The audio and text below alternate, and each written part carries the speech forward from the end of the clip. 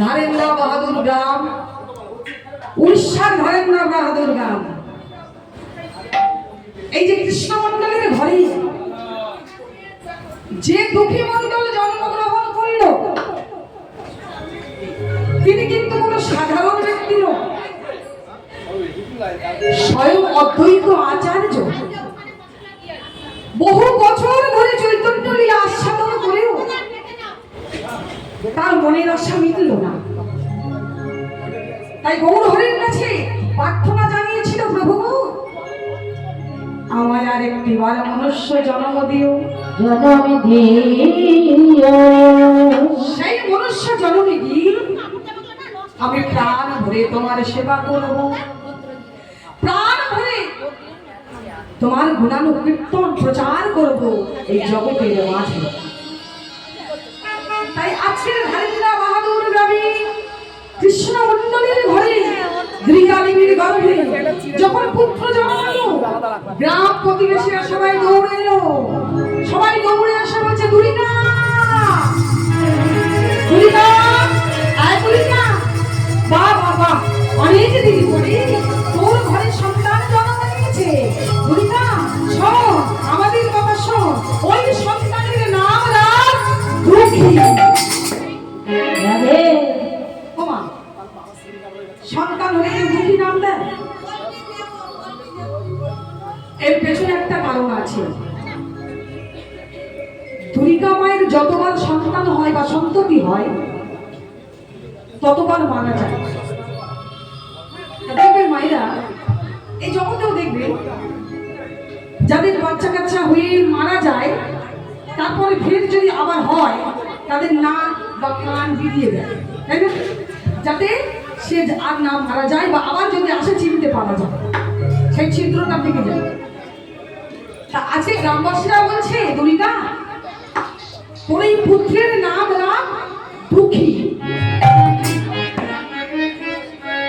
কেননা যদি কোনো ভালো নাম রাখিস, তাহলে যমরাজ নজর করবে, যমরাজ নজর দেবে, আবারও মারা যাবে। দেখবেন অনেকের নাম আলু পটল, মুগলো, তাই না? থাকে না? ধুলো, বাপরে বাপ, ধুলো নাম, অনেক কিছু নাম আছে, কাদা পর্যন্ত নাম আছে, লাউ, হ্যাঁ, উচ্ছে, তা বাবা, হ্যাঁ। তা আজকে বলছে এর নাম দুঃখীরা, তাহলে যমরাজের নজর করবে না, আরে বেঁচে যাবে। তাই বলে বেশ, তাই হবে, তোমরা যা বললে তাই হবে। এইভাবে আজ দুঃখীর তো জন্ম হলো। কিন্তু জন্ম হলে কি হবে গো মা?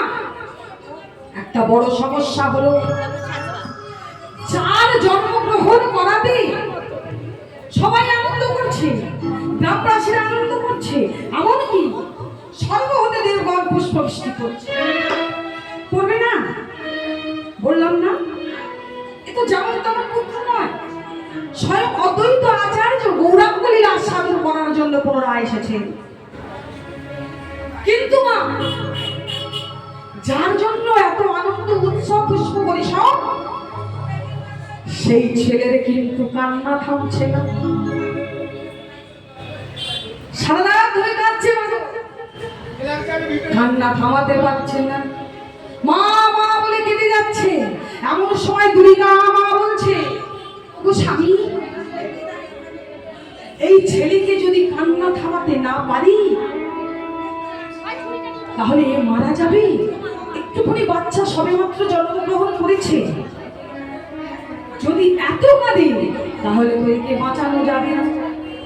তুমি এক কাজ করো স্বামী, তুমি একটু মধুর আয়োজন করো, যাও না, যাও না, ঘরে তো কিছু নেই, গরিব গরিব চাষা ঘর, নুন আনতে পান্তা প্রায় অবস্থা। তুমি একটু গ্রামবাসীদের কাছ থেকে যেখান থেকে একটু মধু নিয়ে এসো। এমন সময় নিয়তির এমন খেলা, গ্রামবাসীদের ঘরেও এক ফোঁটা মধু পাওয়া গেল না। ছেলে এদিকে কেঁদে চলেছে, দুর্গা দেবী কাঁদছে, ছেলের অবস্থা দেখে চোখ মুখ লাল হয়ে গেছে, গলা শুকিয়ে যাচ্ছে, আর কাঁদছে, কাঁদতে পারছে না। এমন সময় কৃষ্ণমন্ডল বলে উঠল, দুর্গা তুমি কেঁদো না, আমি এখনই ব্যবস্থা করছি।